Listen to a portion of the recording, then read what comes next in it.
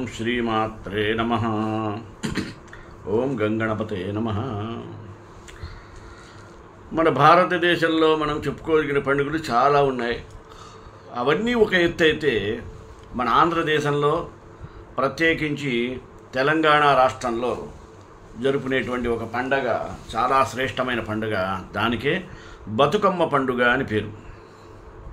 ఇది చాలా సంప్రదాయబద్ధంగా జనులందరూ కూడా చాలా ఉత్సాహంగా జరుపుకునేటువంటి ఒక ప్రత్యేక పండుగగా చెప్పుకోవచ్చు. ఈ పండుగకు చిన్న పెద్ద వయసుతో వ్యత్యాసం ఉండదు. కుల మతాలకు అతీతంగా అందరూ కూడా ఒక చోట గుమిగూడి ఆ బతుకమ్మను పాటలతో స్తోత్రాలతో స్తుతిస్తూ ఆమె అనుగ్రహానికి ప్రయత్నిస్తారు. అందుకని ఈరోజు బతుకమ్మ పండుగ అనే శీర్షికతో మీ ముందుకు వచ్చాను. మొదటిగా ప్రార్థన. కృష్ణాయ వాసుదేవాయ దేవకీనందనాయ చ నందగోపకుమారాయ గోవిందాయ నమో నమః. రంగురంగు పూలతో త్రికోణాకారంలో బతుకమ్మను పేర్చి అలంకరించి స్త్రీలు యువతులు అందమైనటువంటి వస్త్రాలు ధరించి రంగురంగుల గాజులను చేతికి ధరించి బతుకమ్మ చుట్టూ చప్పట్లు చరుస్తూ వలయంగా తిరుగుతూ బతుకమ్మ పాట పాడతారు. బొడ్డమ్మతో మొదలు ఎంగిలి పువ్వు బతుకమ్మ, సద్దుల బతుకమ్మ, ఇలా దేని ప్రత్యేకత దానిదే.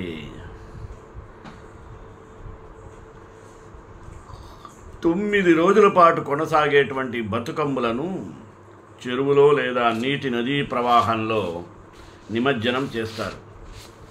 ఈ బతుకమ్మ బతుకమ్మ ఉయ్యాలో అని సాగే పాటల్లో మహిళలు తమ కష్టసుఖాలు, ప్రేమ, స్నేహం, బంధుత్వం, ఆప్యాయతలు, భక్తి, భయం, చరిత్ర, పురాణాలు మేళవిస్తారు. బతుకమ్మ పాటలు చాలా వినసొంపుగా ఉంటాయి. తెలంగాణ సంస్కృతి సంప్రదాయాలకు ప్రతీక ఈ బతుకమ్మ పండుగ. తెలంగాణ అస్తిత్వ బతుకమ్మలోనే ఉంది. తెలంగాణ అస్తిత్వం బతుకమ్మగానే ఉంది. తెలంగాణ నేలపై బతుకమ్మ పండుగను శతాబ్దాలుగా జరుపుకుంటూనే ఉన్నారు. ఈ సాంప్రదాయం ఎలా మొదలైందో చెప్పడానికి ఎన్నో కథలు ప్రచారంలో ఉన్నాయి. నవాబులు, భూస్వాములు, పెత్తందారీతనంలో నలిగిపోయినటువంటి తెలంగాణ గ్రామీణ సమాజంలో మహిళల బతుకులు దుర్భరంగా ఉండేవి. వారి అకృత్యాలను, నలిగిపోయిన వారిని తట్టుకోలేక ఆత్మహత్యలు చేసుకున్న వారిని తలుచుకొని తోటి మహిళలు బాధపడేవారు. వారికి ప్రతీకగా పూలను పేర్చి బతుకమ్మ లేదా బతుకమ్మ అంటూ దీవిస్తూ పాటలు పాడేవారు. బతుకమ్మ బతుకమ్మ ఉయ్యాలో పాటల వెనుక ఉండే మర్మం ఇదే. తెలంగాణ ప్రాంతాన్ని రాష్ట్రకూట రాజులు పరిపాలించేవారు. వారి వద్ద వేములవాడ చాళుక్యులు సామంతులుగా ఉండేవారు. చోళులకు రాష్ట్రకూటులకు యుద్ధం జరిగినప్పుడు ఈ చాళుక్యులు రాష్ట్రకూటులకు మద్దతుగా నిలిచారు. క్రీస్తుశకం 973లో ఈ చాళుక్య రాజైనటువంటి తైలపాడు రాష్ట్రకూటులకు చివరి రాజుగా వ్యవహరించిన కర్ణుడిని హతం చేసి కళ్యాణి చాళుక్య రాజ్యాన్ని నెలకొల్పాడు. ప్రస్తుత తెలంగాణ ప్రాంతాన్ని తైలపాడు రాజే పరిపాలించేవాడు. క్రీస్తుశకం 997లో తైలపాడు మరణించడంతో అతని కుమారుడైన సత్యాశ్రయుడు రాజ్యపీఠాన్ని అధిష్ఠించాడు. అప్పుడు వేములవాడలో ప్రసిద్ధి చెందిన రాజరాజేశ్వరి ఆలయం ఆపదల్లో ఉండేవారికి రాజరాజేశ్వరి అండగా ఉంటుందని అప్పటి ప్రజలు నమ్మేవారు. ప్రజలే కాదు, చోళరాజు పరాంతక సుందర చోళ కూడా రాష్ట్రకూటుల నుంచి ఆపద తలెత్తినప్పుడు రాజరాజేశ్వరికి భక్తుడిగా మారిపోయాట. రాజరాజేశ్వరి తనను కాపాడిందని నమ్మిన పరాంతక చోళ తన కుమారుడికి రాజరాజ అని నామకరణం చేశాడు. ఆ రాజరాజ చోళనే క్రీస్తు శకం 985 నుంచి 1014 వరకు రాజ్యాన్ని పరిపాలించాడని చరిత్ర చెబుతుంది. అతని కుమారుడైనటువంటి రాజేంద్ర చోళ సత్యాశ్రయపై జరిపిన యుద్ధానికి సేనాధిపతిగా వ్యవహరించి విజయం సాధించాడు. ఆ విజయానికి గుర్తుగా రాజేశ్వరి ఆలయాన్ని కూల్చేసి అందులోని భారీ శివలింగాన్ని తన తండ్రికి బహుమతిగా ఇచ్చాడు. తన కొడుకు ఇచ్చిన శివలింగం కోసం క్రీస్తు శకం 1006లో ఏకంగా ఒక ఆలయం నిర్మాణాన్ని చేపట్టడం జరిగింది. రాజరాజ చోళ 1110లో నిర్మాణము పూర్తయ్యాక భారీ శివలింగాన్ని బృహదీశ్వరాలయంలో ప్రతిష్ఠించాడు. తమ రాజ్యంపై దాడి చేసి దోచుకున్న సొమ్ముతో బృహదీశ్వరాలయం నిర్మాణాన్ని చేపట్టినట్టు కూడా తమిళ శిలాశాసనాల్లో చోళరాజులు చెప్పారు. ఇప్పటికీ వేములవాడలోని భీమేశ్వరాలయము శివలింగానికి బృహదీశ్వరాలయం శివలింగానికి మధ్య సారూప్యతను మనం చూడవచ్చు. వేములవాడ నుంచి శివలింగాన్ని పార్వతి నుంచి వేరు చేసి తంజావూరుకు తరలించినందుకు తెలంగాణ ప్రజల మనసు కలిచివేసింది.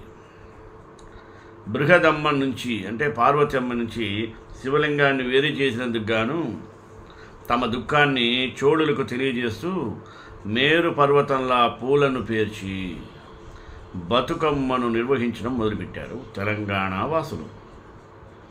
అలా ప్రతి ఏడాది బతుకమ్మను జరపడం ఆనవాయితీగా మార్చుకున్నారు. దాదాపు 1000 సంవత్సరం నుంచి బతుకమ్మను తెలంగాణ వాసులు జరుపుకుంటూనే ఉన్నారు. బతుకమ్మ పేరు కూడా బృహదమ్మ నుంచి వచ్చినదే. బతుకమ్మ సందర్భంగా గౌరమ్మను పసుపు రంగు పూలతో పేర్చి 9 రోజుల పాటు ఆటపాటలతో పూలను నీటిలో వదులుతారు. శివుడు లేని పార్వతి గురించి పాటలాగా పాడుతూ బతుకమ్మను జరుపుకుంటున్నారు తెలంగాణ వాసులు. బతుకమ్మ పండుగను ప్రకృతి ఆరాధించే పెద్ద పండుగ. పూలు బాగా వికసించే కాలంలో, జలవనరులు సమృద్ధిగా పొంగి పొరలే సమయంలో బతుకమ్మ పండుగ వచ్చి భూమితో జలంతో మానవ అనుబంధాన్ని సంబరంగా జరుపుకోబడుతుంది. ఈ సంబరాలు అంబరాన్ని తాకేటంత ఇదిగా ఉంటుంది. ఈ సంబరాలు జరుపుకునే వారం అంతటా స్త్రీలు బొడ్డెమ్మను బతుకమ్మతో పాటు చేసి నిమజ్జనం చేస్తారు. 9 రోజుల బతుకమ్మ నైవేద్యాన్ని మహిళలు తయారు చేస్తారు. వివిధ ఆచారాలు. జానపదులు తమ వంతు దక్కాలని అమ్మదేవతలకు మొక్కుకునే ఆనవాయితీ ప్రాచీన కాలం నుంచి ఉంది. పుట్టిన పిల్లను చల్లగా చూడమని అమ్మదేవతల ముందు కట్టిన ముడుపులు, మొక్కులు చెల్లించుకుంటూ ఉంటారు. కొంతమంది పుట్టిన పిల్లలకు పుట్టినట్లుగా చనిపోతుంటే పిల్లలు పుట్టిన వెంటనే పెంట మీద వేసి తెచ్చుకొని పెంటమ్మ లేదా పెంటయ్య అని పేరు పెట్టుకుంటారు. మరికొందరు పుట్టిన పిల్లల్ని ఎవరికైనా ఇచ్చి బిచ్చంగా తిరిగి ఇమ్మని కోరుకుంటారు. అలా తీసుకున్న పిల్లలకు భిక్షపతి, భిక్షమ్మ అని పేరు పెట్టేవాళ్ళు. వాళ్లే బుచ్చపతి, బుచ్చమ్మలుగా పిలువబడుతుంటారు. పిల్లల్ని బతికించమని వేడుకునే దేవతలలో మన బతుకమ్మ ఒక దేవత. ఆ దేవత వరాన బ్రతికితే బతుకమ్మ, బతుకయ్యలని పేర్లు కూడా పెట్టుకునేవారు. ఈ పూల పండుగ బతుకమ్మ ఎంగిలి పూలతో మొదలు పెట్టి సద్దుల బతుకమ్మతో ముగిసిపోతుంది. బొడ్డెమ్మ బొడ్డెమ్మ వలలలో బిడ్డలెందరో అనేటువంటి పాట కూడా సంతానం గురించే కదా. ఆనాటి రోజుల్లో ప్రసవ సమయాల్లో శిశు మరణాలు ఎక్కువగా ఉండేవి. నీటి రేవులే ఆనాటి తల్లులకు ప్రసూతి స్థలాలు. నీళ్లలో ప్రసవించే సమయంలో తల్లులు తమ సంతు బతికినందుకు ప్రతీకగా నీటి వారన పెరిగే తంగేడు గునుగు పూల ముద్దలను నిమజ్జనం చేసి ఉంటారు. ఆ తల్లుల ఆచారమే బతుకమ్మ పండుగగా మారి ఉంటుంది. ఇది తెలంగాణ ప్రాంతానికే చెందడం మన గొప్ప సంస్కృతిలో సాక్ష్యం. ఎవరికన్నా 5 కన్నా ఎక్కువ మంది పిల్లలుంటే ఆ తల్లిని గౌరవించేవాళ్ళు మానవజాతి పిల్లల వలనే కదా ఇన్ని వేల సంవత్సరాలు మనగలిగింది. అందుకే తల్లికి అంత గౌరవం.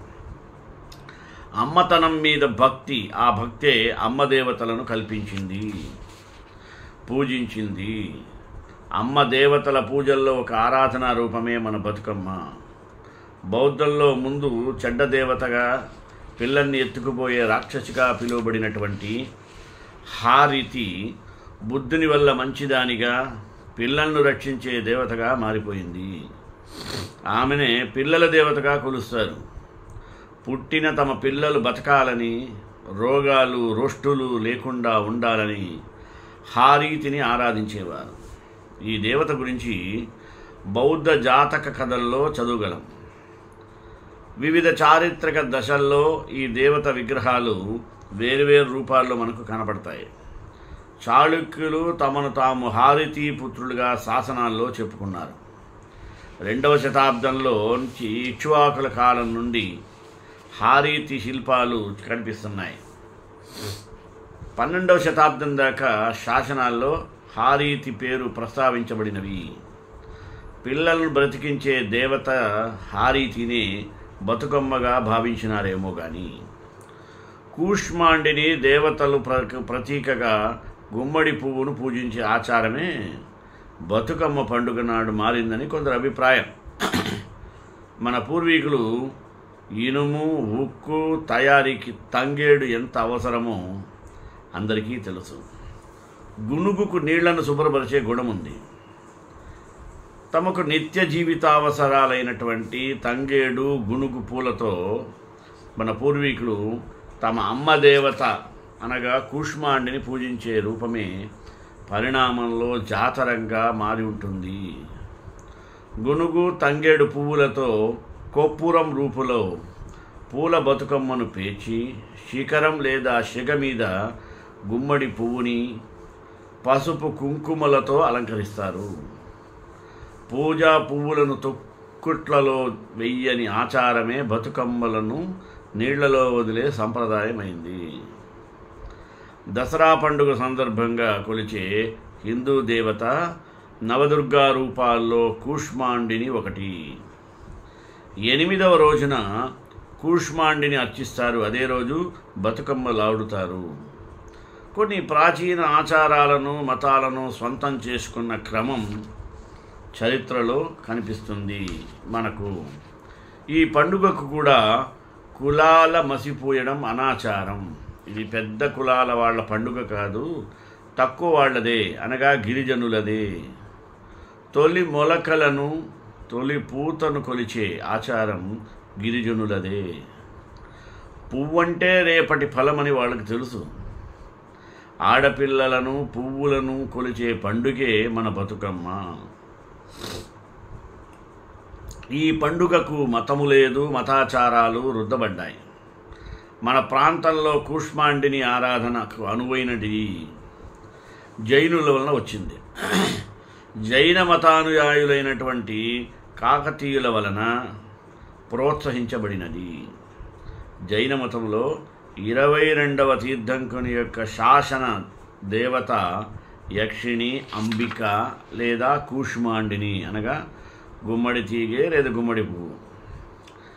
ఈమె ప్రతిమా లక్షణంలో చేతుల్లో ఫలాలతో 2 పిల్లలతో మామిడి చెట్టు క్రింద కూర్చొని ఉన్నట్టు ఉంది. అంబిక కూడా ఒక అమ్మ దేవతే. ఈ దేవతలకు ప్రతిరూపాలు క్రీస్తు శకం 5వ శతాబ్దం నుంచే కల్పించబడ్డాయి.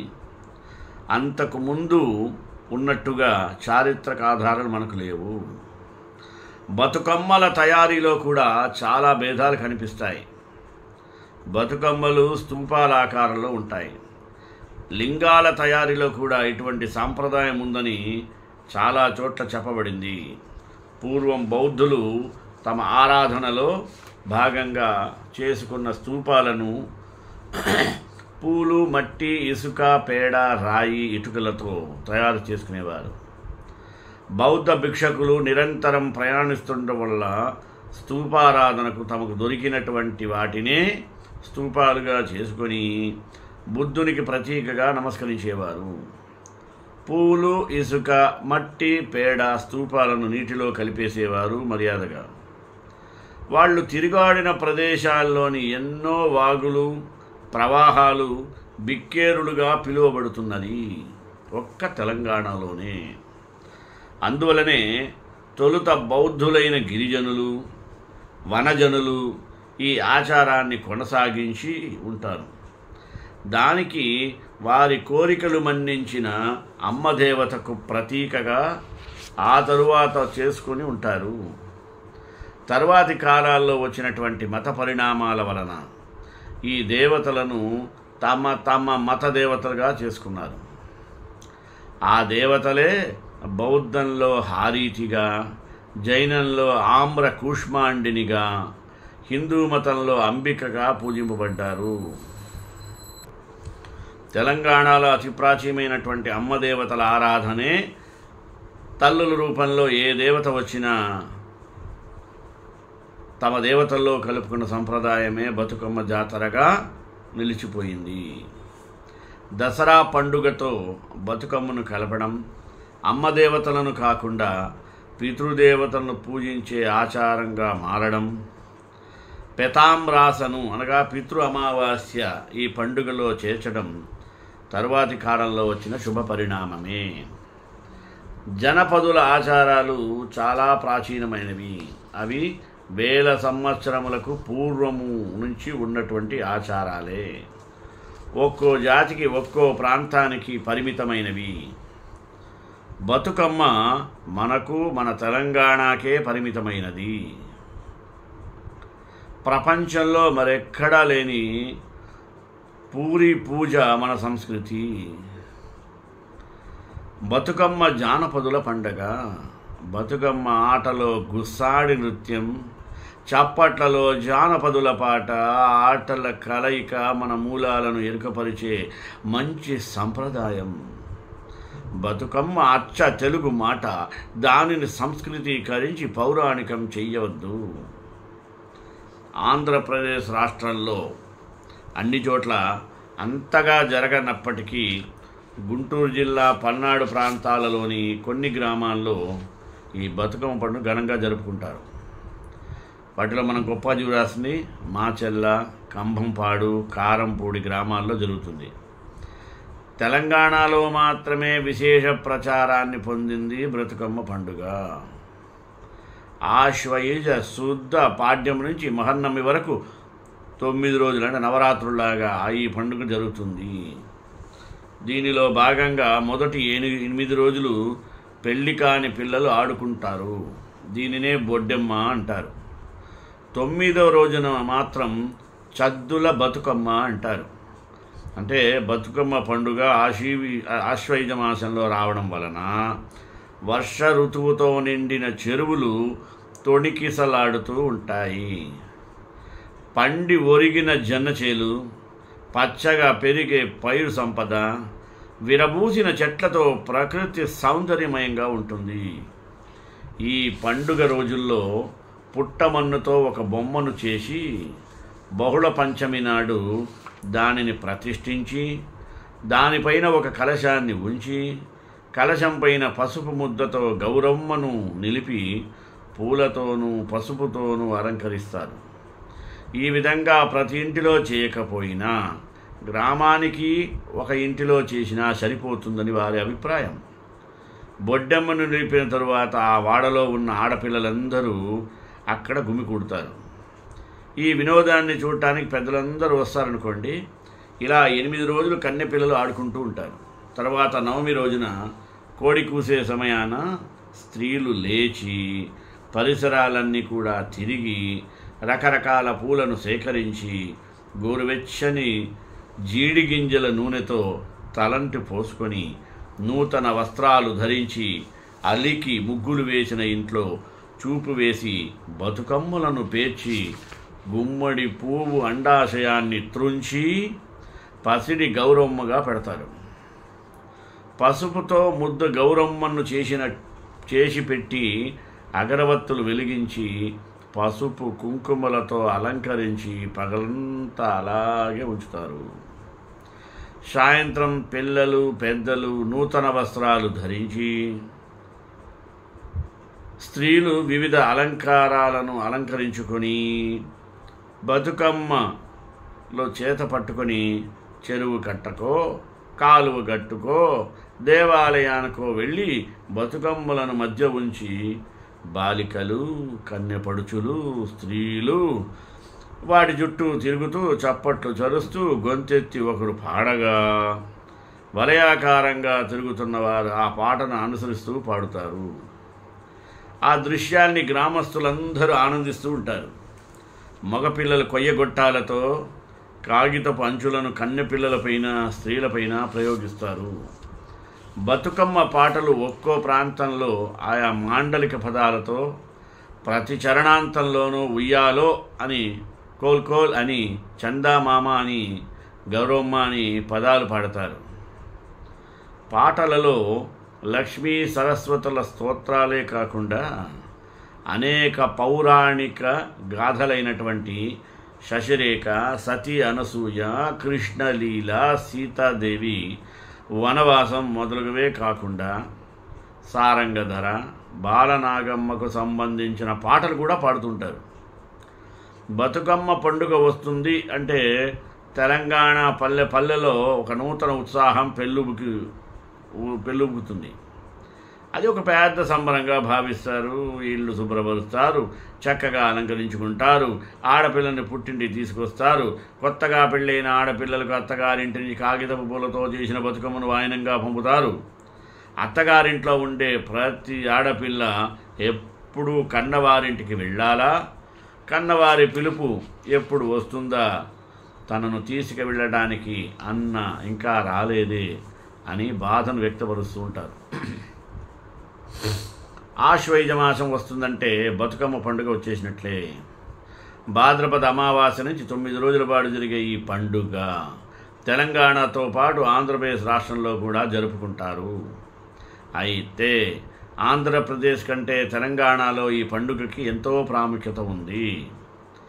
ఎంత ప్రాముఖ్యత అంటే రాష్ట్ర పండుగగా అధికారికంగా జరిపేంత. దసరాకు 2 రోజుల ముందు వచ్చే ఈ పండుగలను బతుకమ్మ పండుగ, గౌరీ పండుగ, సద్దుల పండుగ అనే పేర్లతో వ్యవహరిస్తారు.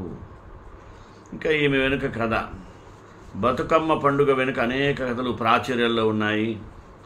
వాటిలో ముఖ్యంగా పేర్కొనే కథ ఇది. ఒక బాలిక భూస్వాముల అకృత్యాలను భరించలేక ఆత్మహత్య చేసుకుంది. అప్పుడు ఆ ఊరి ప్రజలందరూ ఆమెను కలకాలం బతుకమ్మ అని దీవించారట. అప్పటి నుండి ఆ బాలికను కీర్తిస్తూ గౌరమ్మని పూజిస్తూ స్త్రీలకు సంబంధించిన పండుగగా బతుకమ్మ ప్రాచుర్యం పొందింది. బతుకమ్మ వేడుక సందర్భంగా స్త్రీలందరూ తమకు ఎలాంటి ఆపదలు రాకూడదని, తమ భర్తకు పిల్లలకు ఎలాంటి ఆపద రాకూడదని గౌరమ్మని వేడుకుంటారు. అలాగే బతుకమ్మ పండుగకి సంబంధించి మరో వృత్తాంతం కూడా ప్రచారంలో ఉంది. ఇంకొక వృత్తాంతంలో దక్షిణ భారతదేశాన్ని పాలించిన చోళ వంశ చక్రవర్తి ధర్మాంగదుడు సంతానం కొరకు పూజలు చేయగా ఆయన భార్య లక్ష్మీదేవి అనుగ్రహంతో ఒక కూతుర్ని కన్నది. ఆమెకు లక్ష్మి అని పేరు పెట్టారట. పసిబిడ్డ అయినటువంటి లక్ష్మి అనేకములైనటువంటి గండాలను ఎదుర్కొంది. అప్పుడు తల్లిదండ్రులు ఆమెకు బతుకమ్మ అని పేరు పెట్టారట. అప్పటి నుండి యువతులు మంచి భర్తను ప్రసాదించాలని కోరుతూ బతుకమ్మను ఆనవాయితీ అయిందట. ఇక ఈ పండుగ గురించిన మరికొన్ని వివరాలు చూద్దాం. సెప్టెంబరు, అక్టోబర్ మాసాల్లో తెలంగాణలో పండుగ వాతావరణం కనిపిస్తూ ఉంటుంది. ఈ మాసంలో తెలంగాణ ప్రాంతమంతా పండుగ కోలాహలంతో కనిపిస్తూ ఉంటుంది. ఈ 2 నెలల్లో వచ్చే అన్ని పండుగల్లో కూడా బతుకమ్మ పండుగకు ఒక విశిష్టమైన స్థానం ఉంది. దసరా పండుగకు ఎంత ప్రాధాన్యం ఉందో బతుకమ్మ పండుగ కూడా అంతే ప్రాధాన్యం ఉంది. అయితే బతుకమ్మ పండుగ మాత్రం మహిళలకు సంబంధించిన పండుగ.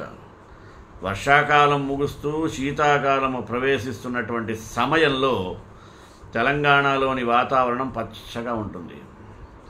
ప్రకృతి మాత ఆకుపచ్చని చీర కట్టుకున్నట్టుగా ఉంటుంది. చెరువులన్నీ తాజా నీటితో నిండి ఉంటాయి. అనేక రకాలైనటువంటి పూలు రకరకాల రంగుల్లో విరబూసి ఆకట్టుకుంటాయి. వీటిలో గునుగు, తంగేడి పూలు మొదటి స్థానంలో నిలుస్తాయి. అలాగే సీతాఫలాలు కూడా విరగ కాస్తాయి. మొక్క జొన్న పంట కూడా కోతకు సిద్ధమై ఉంటుంది. ప్రకృతి రమణీయమైనటువంటి దృశ్యంతో పాటు రైతులకు కూడా సంతృప్తికరంగా ఉండేటువంటి వాతావరణము తెలంగాణ అంతటా ఉంటుంది. ఇలాంటి వాతావరణంలో తెలంగాణ ఆడపడుచులు ప్రకృతి సౌందర్యాన్ని అద్భుతమైనటువంటి రంగురంగుల పువ్వులతో కీర్తిస్తూ బతుకమ్మ పండుగను చాలా వైభవంగా జరుపుకుంటారు. బతుకమ్మ అంటే సంబరమే సంబరం. బతుకమ్మ పండుగకు ఒక వారం ముందు నుంచే ఇళ్లల్లో ఎక్కడ లేనటువంటి హడావుడి మొదలవుతూ ఉంటుంది. బతుకమ్మ పండుగ కోసం ఎదురు చూస్తున్న తెలంగాణ ఆడపడుచులు పండుగకు వారం రోజుల ముందే పుట్టింటికి చేరుకొని ఆనందోత్సాహాల్లో పండుగ సన్నాహాలు చేసుకుంటారు. ప్రధాన పండుగకు వారం రోజుల ముందు నుంచే తెలంగాణ ఆడపడుచులు చిన్న చిన్న బతుకమ్మలు తయారు చేసి ప్రతిరోజు సాయంత్రం ఆ బతుకమ్మ చుట్టూ తిరుగుతూ బతుకమ్మ పాటలు పాడతారు. ఆ తరువాత చెరువులో బతుకమ్మని నిమజ్జనం చేస్తారు. బతుకమ్మ పండుగ చివరి రోజు జరిగే వేడుకలకు ఆ వైభవాన్ని చూడటానికి రెండు కళ్ళు చాలవు. మరి నయన మనోహరంగా ఉంటుంది ఆ సన్నివేశం. ఆ రోజున పురుషులంతా పచ్చిక బయళ్లలోకి పోయి తంగేడు, గునుగ, కలువ పూలను కోసుకుని వస్తారు. ఆ తర్వాత ఇంట్లో అందరూ గునుగ, తంగేడు, కలువ పువ్వుల్ని మరికొన్ని కలిపి బతుకమ్మను తయారు చేస్తారు. బతుకమ్మలో మిగతా ఎన్ని పూలు ఉన్నా గునుగ పూలు, తంగేడు పూలదే ఆధిపత్యం ఉంటుంది.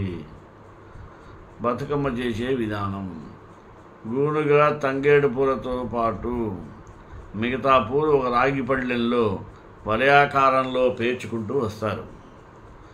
ఒక రంగు పువ్వు తర్వాత మరో రకంగా పువ్వుని పేరుస్తూ ఆకర్షణీయంగా ఉండే విధంగా బతుకమ్మను తయారు చేస్తారు.